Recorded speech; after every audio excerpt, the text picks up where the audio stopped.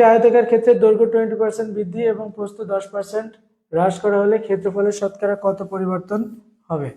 দেখি তোমাদের একটা শর্টকাট করে দিই।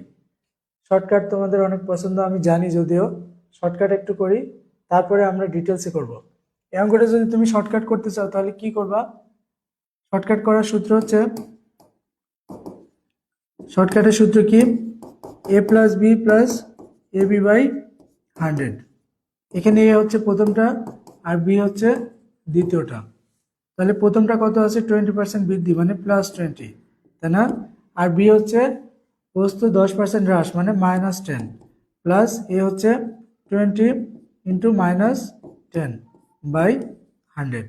তাহলে কত হয়? এখান থেকে মাইনাস করলে +10 হয়, আর এখানে কত হয়? 0 0 কাটলো, এই 0 0 কাটলো, -2 হয়।